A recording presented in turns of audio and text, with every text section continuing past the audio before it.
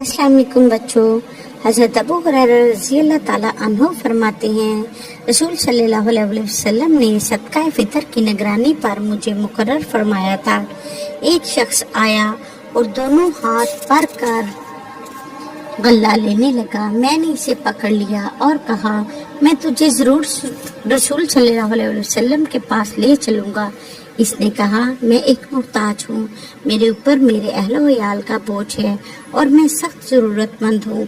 हजरत अबू हुरैरा रज़ी अल्लाह ताला अन्हु फरमाते हैं, मैंने इसे छोड़ दिया।